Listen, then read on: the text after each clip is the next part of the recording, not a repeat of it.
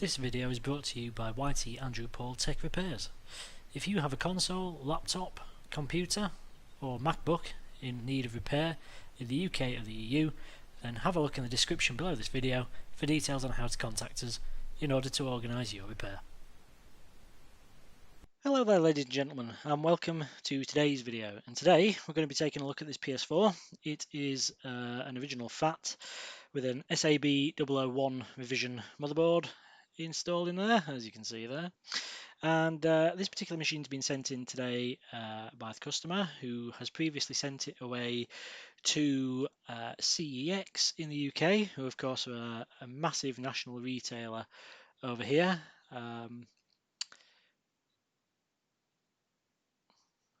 Sorry, there's a fly just going over my head. So if you can hear something buzzing around in the background, it's a bloody blue bottle.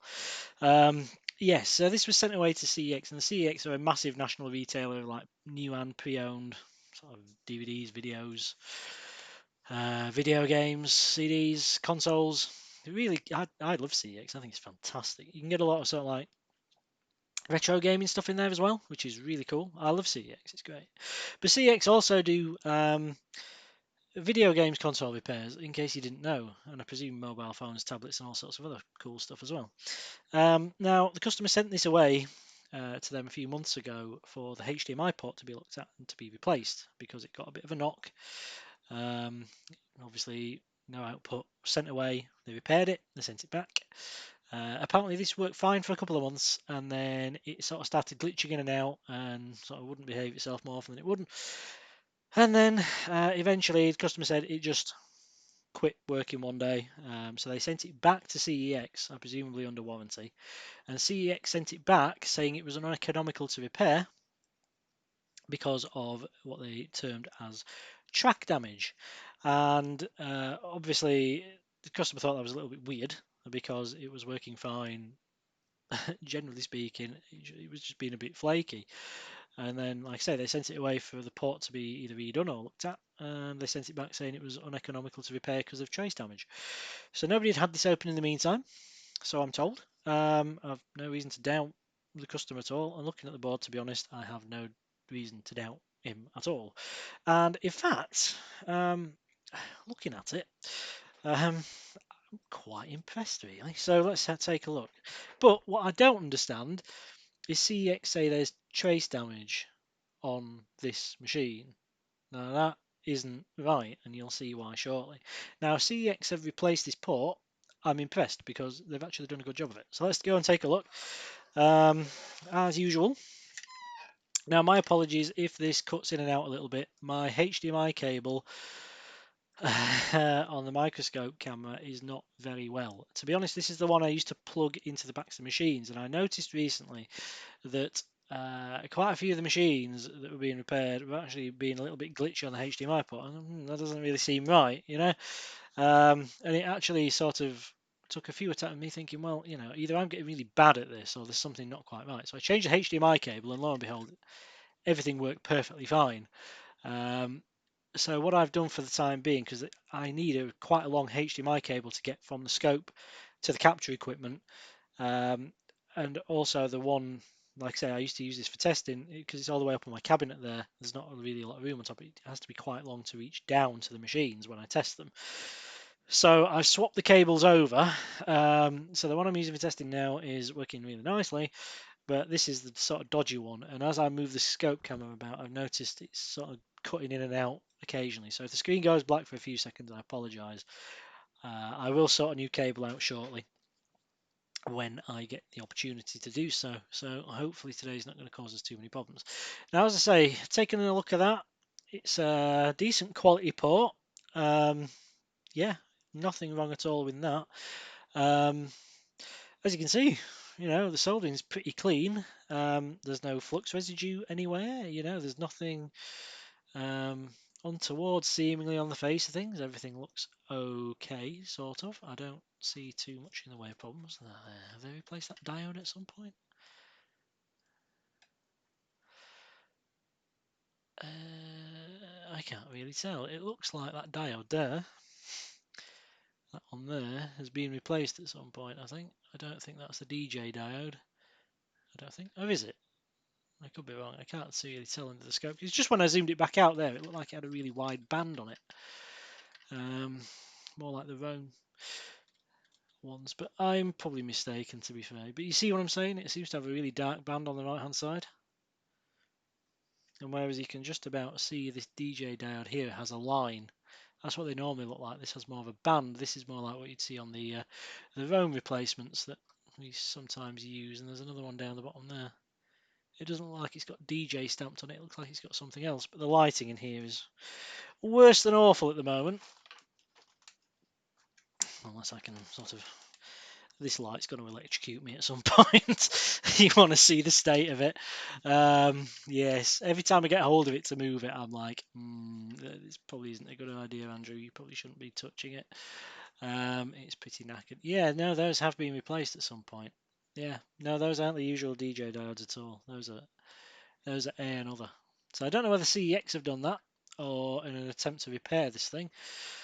But hey ho, we'll see. Pin 13 diode is intact and in place. Diode down there seems okay. Just as a quick tip, actually, while we're here, you'll notice that if ever you lose one of these diodes, and the ones that people commonly lose are this one here and this one here at the other side. Now you notice how close they are to the HDMI port. That's why people lose them. Now, obviously, when you lose them, you go, oh crap, you know, because they actually have to go on a certain way around. There's a little stripe on them, as you can see. Okay, now here's the tip for you, if you didn't know. Notice how next to each of these diodes there's a little dot. You see that? Next to that one, next to that one, next to that one. And there's probably one next to the pin 13 one. Yes, there is. There. You notice that? Okay. The dot actually signifies which side the stripe goes. So that's the easiest way to, if you're confused as to which way your diode goes around, line the stripe up with the dot next to the site of your diode. There you go. Most people don't know that, but there you go. That's a nice little tip for you. So anyway, getting sidetracked. So let's take a look. So as you can see on the face of things, the soldering doesn't look too bad. Now I haven't tested it, I haven't prodded it, I haven't poked it, I haven't given it the nudge test. But let's just see, shall we, how this holds up. On the face of it, looks pretty decent. But as you can see, where's the track damage? There's no track damage. Well, on the face of it, there's no track damage there. You can see the pads. You can see the fillet solder just running up there onto the leg of each pin. You can see the traces between the TMDS lines and TMDS clock are all intact. There's no trace damage there. Pin 18 for 5 volt. Trace there that you can see is intact. I'm not entirely sure where this trace damage is supposed to be. I can't see it. Now, I'm fairly sure, does it say on the... There's a sticker on the bag that says unrepaired, but it doesn't actually say track damage on it. It's the customers told me that they sent it back for track damage. But there's no track damage that I can see. Like I said, there's a sticker on the bag, and I'll show you the stickers on the bag, obviously removing any sort of pertinent information from the customer.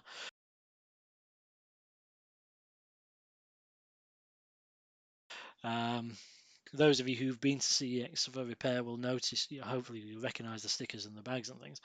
As I say, at this point, I don't think CEX have necessarily done anything wrong. I think this may be a failure of a different kind. If the HDMI port was replaced, like I say, the comb of the port looks in good condition. The port itself looks of good quality. On the face of it, before I test it, the soldering of the port looks pretty good. The one thing I sort of will say is the filleting of the solder against the legs isn't particularly great. They've not done a bang-up job of filling these holes with solder.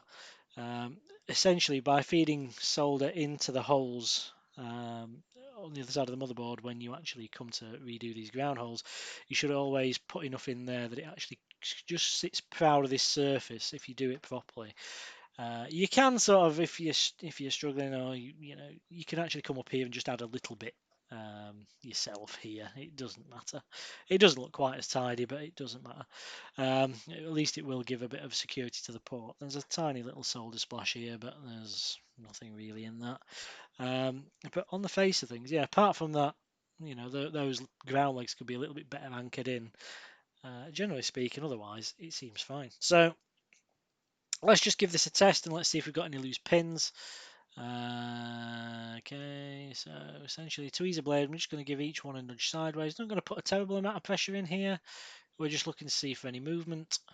But I have to say, they look pretty good to me. I don't think these are going to move. Oh, that one's moving. Oh, there you go. We have a loose one there. That one looks like it's going to move slightly. Yeah, that one's going to move. Okay, so there's a few here that look like they're probably going to shift around a little bit. Okay, so there's a few there that look like they're a little bit loose. Okay, so what we'll do is let's resolder them. But on this, on the face of things, it doesn't look too bad.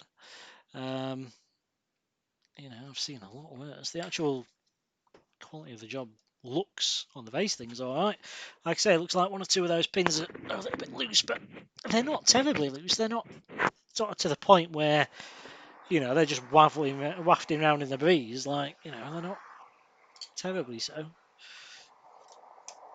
I had to push them a little bit, but you could you get when I sort of nudged the one that really did move, it didn't feel quite so solid, if that sort of makes sense. It felt like it wanted to go, so I just put a tiny little bit of pressure more on it and it did move. So it may be that it's soldered enough that it's not going to move, but it isn't an electrically sound connection. It's got a tiny, probably little sliver of solder underneath holding it in place, but that's not enough to create a decent electrical connection, which may be why this thing's struggling a little bit. So we're just going to warm the soldering iron up here. We've got some flux on the port. I'm just going to come in here and I'm just going to run across the top of all these pins. It looks like this port has been soldered on with air. It looks like it's a hot air job. They've not gone across it with a soldering iron at all. They've literally just anchored it in there with hot air. They've just not finished it off. They've they've pre-tinned the pads and then they've heated it with the hot air and they've just dropped it in, which is fine. There's nothing necessarily wrong with that. But really, what you should do is always come back across it with a soldering iron tip with some flux. And there you go. It may be that they've not actually used flux as such. They've actually just relied on the flux that's in the solder, which may be why there isn't a lot of flux residue on the board. Either that or they just ultrasonic them off, when they've finished, which, professionally clean the board, which is ideally what should be done with it.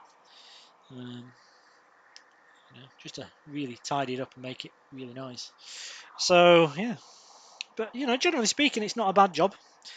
Like I say, that pin wasn't stupidly loose. It was loose, and it may well have been causing a problem.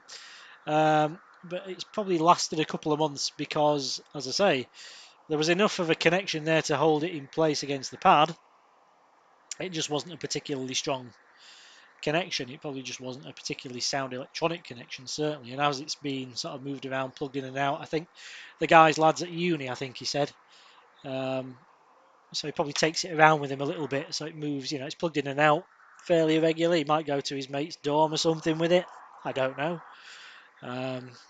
So if it's plugged in and out a couple of times over the space of a couple of months, that pin there might just have worked its way loose. So let's just see now if any of these are going to work. Don't think they will, to be fair. I think that probably should have just about got everything. But there's certainly no track damage. There's no, or trace damage, as I would normally term it. Everything is seemingly pretty good. Yeah, okay. So that all seems fine now. There's no loose pins in there. We'll just take a look underneath. But again, I don't think there's anything too spectacularly wrong here. So let's just take a look. As you can see, there's too much wrong under here either, to be honest. There's a little sliver of solder that's been sort of left on the board, but that'll just scrape off. Get that, flick it away. But there's, they've filleted the joints perfectly fine. As I say, the only criticism I could really find, to be honest, like I said, there wasn't really enough solder to anchor the top of, through the top of the board. Now that is where maybe the pins will come loose, because without that anchor, without the solder being all the way through the board, actually what happens is that when it's soldered in at the base here, but there's no solder through the other side, what happens is these essentially act as a pivot. So as you plug the port in and out, obviously the port is plugged in and out on the other side. So this acts as kind of like a, albeit a really stiff hinge, a bit of a hinge. So what happens is there's a tiniest bit of movement top side where the port is, and over time, if some of those pins aren't just soldered perfectly, then what will happen is, it's like a chain. The weakest link will go, and a couple of the pins will come loose. And it looks like that's what's happened here. So what we're going to do is we're just going to add some more solder into these anchor points, which should stiffen things up. Just anchor everything in a little bit nicer. So yeah, I was going to come in here and I was expecting to find, as I say, some sort of trace damage. Thinking what the bloody hell's been going on here. But actually, seemingly anyway, on the face of things, it's not too terrible at all. So let's just see what happens. I'm just going to add some solder into here.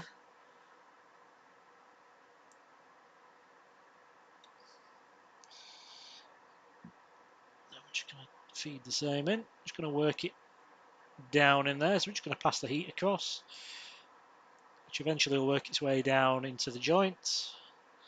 And hopefully the solder on the other side should fill it up quite nicely. Just take a look.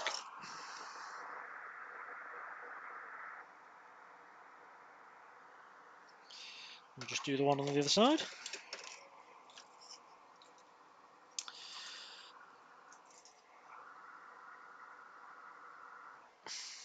And then obviously we'll give this flux a bit of a clean off.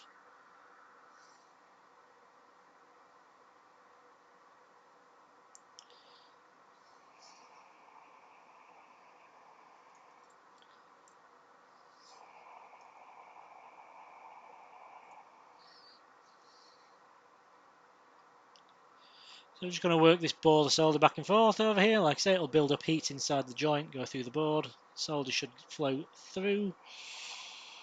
And everything should be absolutely fine.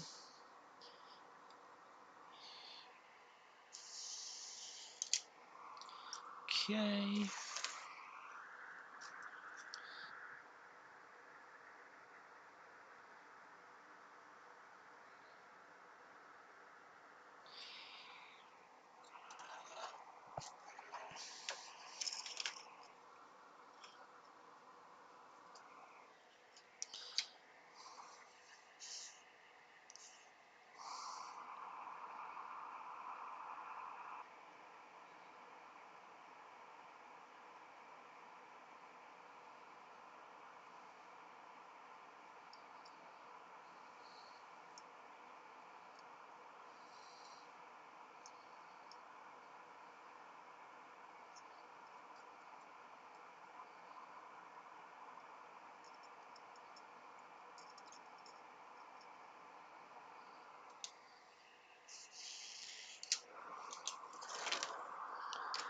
Okay, so if we take a look top side, then we should be able to see now.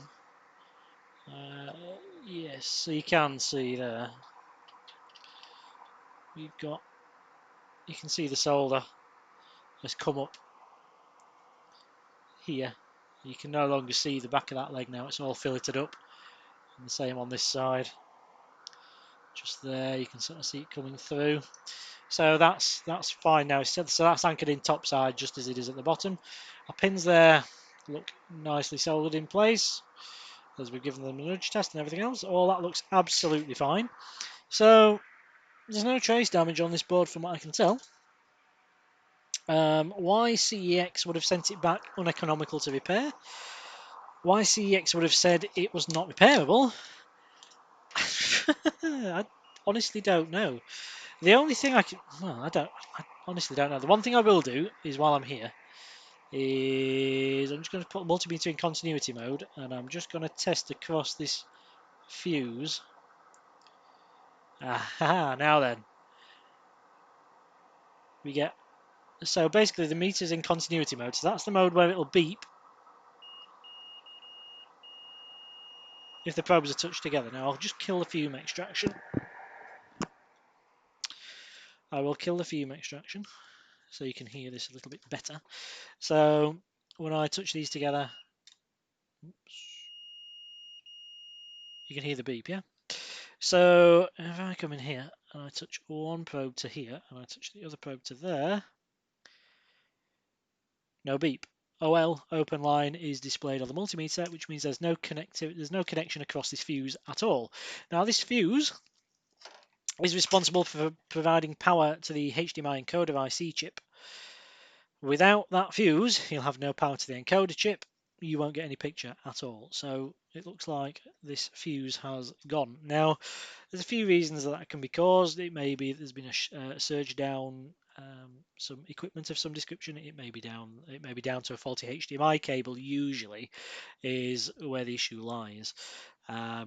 So that's likely what's caused this issue, and that's probably why we're not getting any AV output to this machine at all. Now, maybe it's been a little bit flaky because there's an issue on that cable, and what's happened is eventually it's just shorted it out, and boom, it's blown the fuse.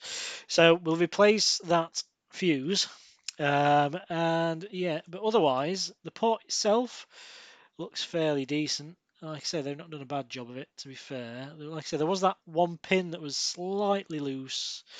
And like I said, the soldering on these ground pins here, they could have done with just a little bit more solder coming through just to anchor the port in from the top side of the board as well. As I say, otherwise it tends to act as a slight bit of a hinge. You know, you will get a little degree of movement, and ultimately that strain will come through here. So you know, not terribly bad. It could have been an improvement, is all I'm saying.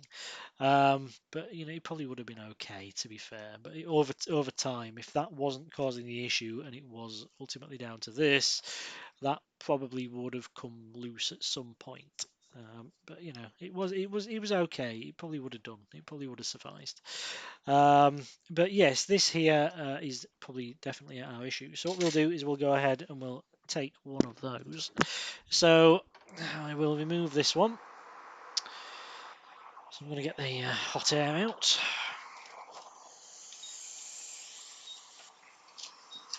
So yeah, this is probably, like I say, down to a dodgy HDMI cable, so I will recommend to the customer that they replace the cable.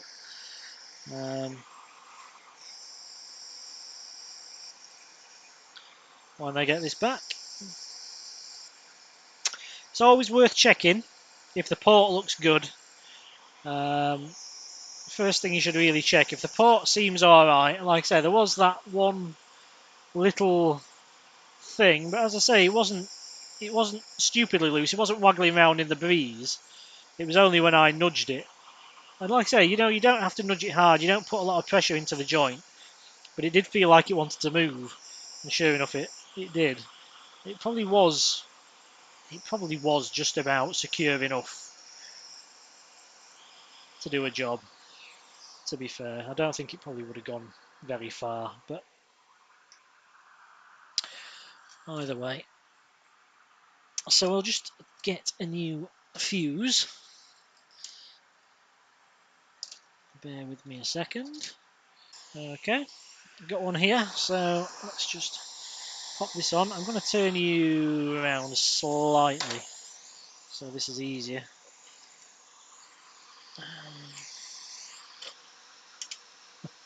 I'm fed up at working at dodgy angles.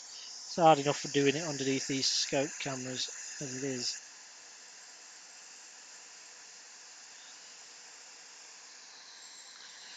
Now then, if you're replacing this fuse yourself, as it is a fuse, there's no, it doesn't have to go in a certain orientation or a certain direction at all.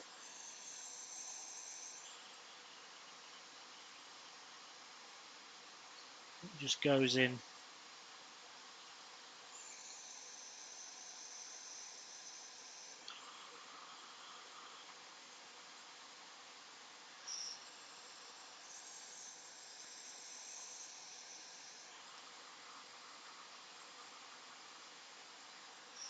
Okay, there we go. All right, so fuse is replaced. Can't see you. So that fuse there is TH 2001. It's a thermistor. Well, so it's a PTC. It's a resettable fuse in theory, but obviously they do blow, or they can blow. Here we go. So let's test it now. Hopefully you can hear that. Just shut off the fume extraction for you. And oops, I'll get you back in a sec once I've just put this hose away. Okie dokie. And let's try this again. Ah dear. So the hot air wand is going to go on a cool down cycle. So we'll wait for that to finish. Thank you. Right. So again, meters in continuity mode. One probe on one side, one probe on the other. A nice beep and continuity across that fuse. Okay, that should be it. Bloody hell. Yep, sorry that. Knocked everything flying. Okay, yeah, so that should be absolutely fine then. As you can see, fuse is intact. New fuse on there. We've just corrected that slight bit of soldering on that port just to make it a tiny little bit more secure. We have popped a little bit of flux and a bit more heat just to finish those pins off nicely there, and as you can see, everything looks really nice. Otherwise, to be honest, is that the track damage that they're talking about? There's a tiny little bit around the edge of this rear soldering leg here, where the actual copper ring around the edge of the thing seems to have come away. Is that the track damage they're talking about? Is that what they thought was wrong with it? Surely not. Who knows? Maybe they do. I don't know. I don't know how far down the rabbit hole CEX go with these things. To be perfectly honest with you, I don't know. All I can go off is what people. I've had a few machines from people who've sent them in, who've previously sent them to CEX for things like blank screen, no image. What some people call the white light of death. I don't particularly like that analogy because the white light is what it should have on there. But yes, people who've sent them in that have been to CEX before now, unless it's been something like simple, so like a HDMI port replacement or a laser exchange or a hard drive upgrade, stuff like that, stuff that most basic, the most basic of repairs that can be performed. Anything outside of that, I don't think they really touch.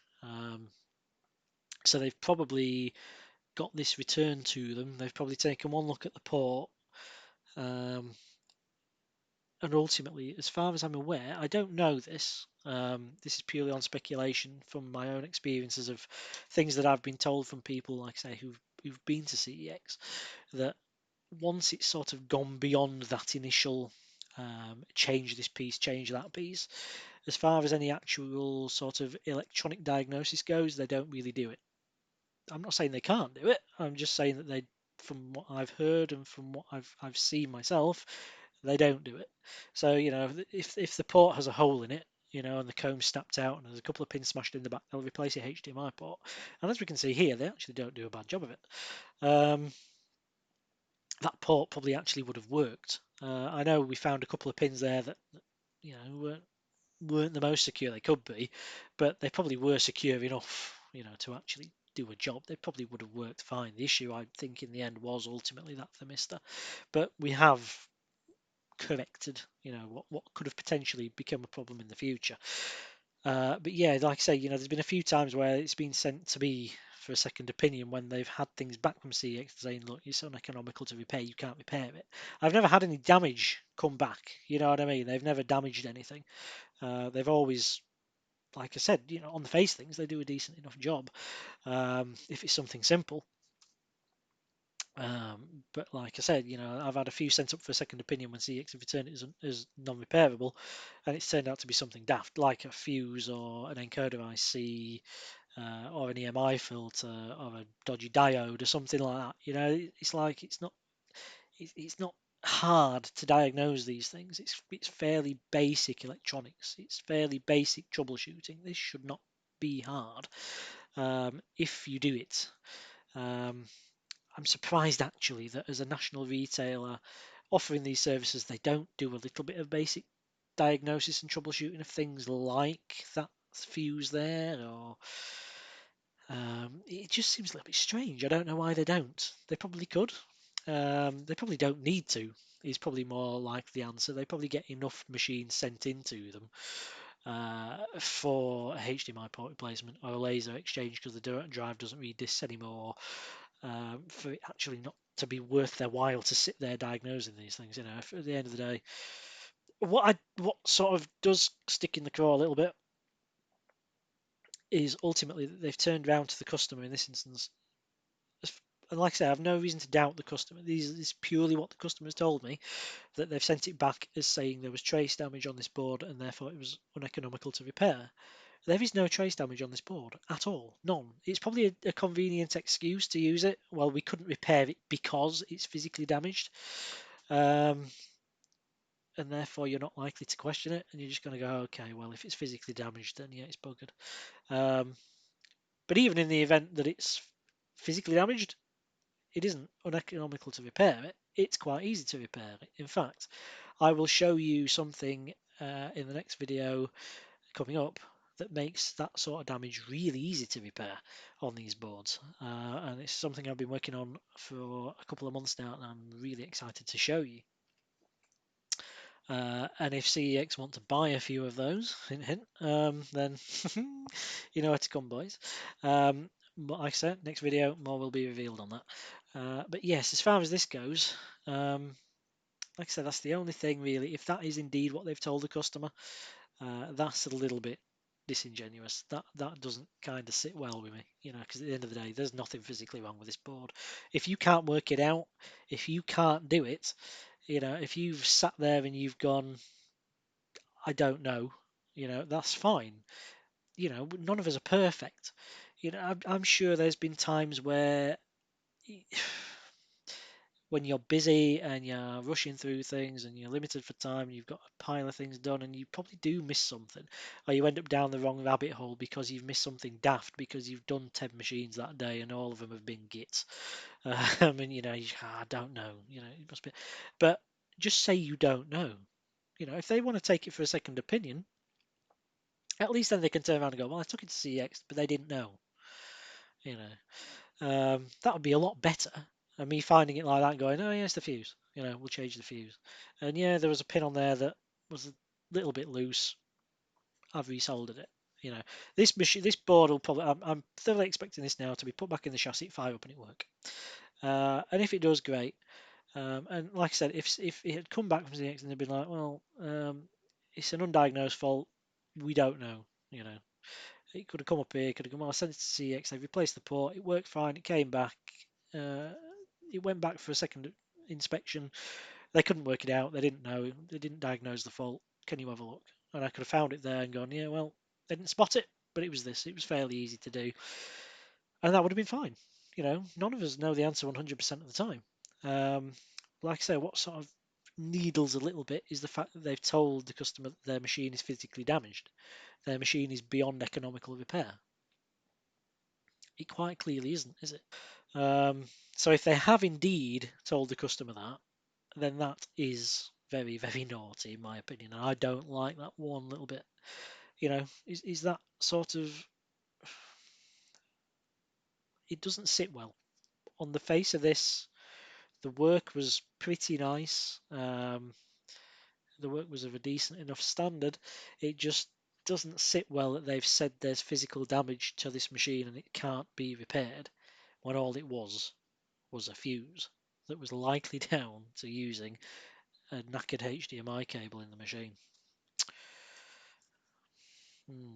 Anyway, bug of it. What we'll do is we'll fire it up, we'll put it back together, test it, see if it works. Hopefully it will. Go back to the customer. I'll see you in a sec.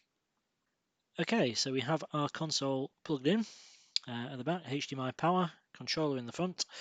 Let's fire this up and see if this now works.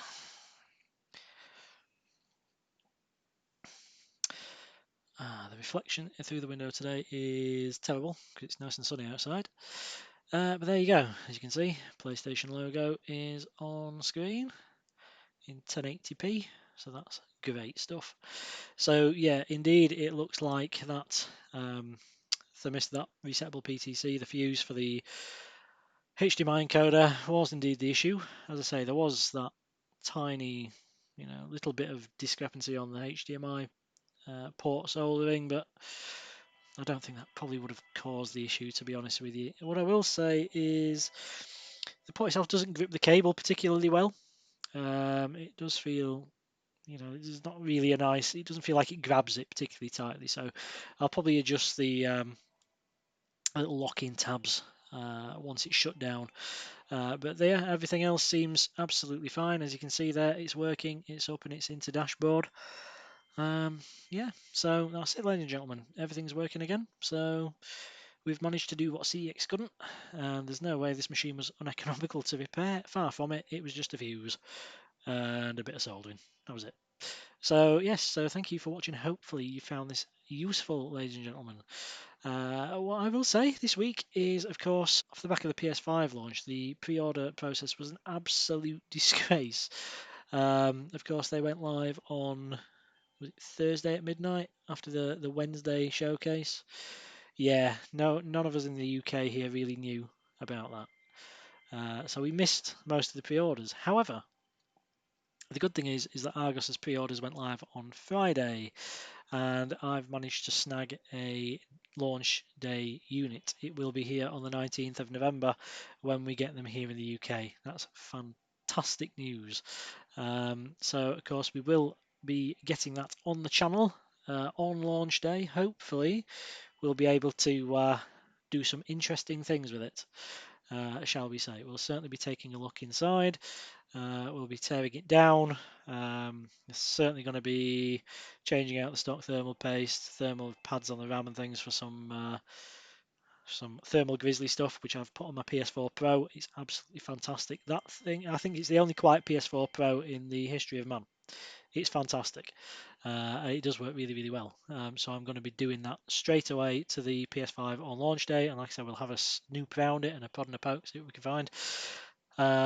So yeah, stay tuned for those. Those will be coming up in November. I might even live stream those, possibly, if I can get this set up to work properly. But yes, there we go. All working beautifully. So anybody else excited for PS5? Or are you waiting for Xbox One? Xbox One, Xbox Series X, even, or Series S, even as it is now. Which one are you going for? Are you excited by it? Why? Yeah, Xbox, PS5, both. We'll be getting both at some point. So, and I dare say in a couple of years' time they'll be on this channel just as much as these bloody things are. So yes. So anyway, ladies and gentlemen, if you have one that's knackered yourself and you want to organise a repair, you're in the UK or the EU, then hit me up on my email address in the description of this video. It's YTAndrewPaul@outlook.com. Send us an email with the issues you're facing and most importantly of all your location, and I can get a quote to you as soon as I possibly can for a repair of your very own. So yes, thank you very much for watching, ladies and gentlemen. If you've got any suggestions for PS5 content in November, then yes, by all means, drop those suggestions below. I am more than happy to entertain wrecking my PS5 in the interest of science and your entertainment. So please let me know what you think, what you feel would be interesting, what you'd like to see, what you'd like to learn, and we'll see what we can do. So thank you very much for watching, ladies and gentlemen. You've been fantastic as always. This PS4 in the end has actually been a really simple fix, but as always, check the simple things first. Don't go headlong, looking down a rabbit hole, because often there's no point. So thank you very much for watching. You've been great. I've been Andy Paul, and I will see you in the next video in the not too distant future. As I say, stay tuned, because I have a very, very, very interesting video coming up as far as really badly damaged boards and HDMI port replacements go. So there's something you will want to see if you have one of those machines, or you're a business that repairs a lot of those machines. I think you'll be very interested in what I've got to show you. So thank you for watching. I'll see you on the next vid within the next week. And for me, for now, it's bye-bye. Stay safe. Don't let COVID come near you. And I will see you on the next video. So for me, for now, it's bye. Hope life treats you well. Many thanks for watching then, ladies and gentlemen. Hopefully you've enjoyed this video. If you have, then why not check out these recommendations below. Also, please remember to comment, rate, and of course subscribe to the channel if you found this useful. We've plenty more content on there, and there's lots more to come.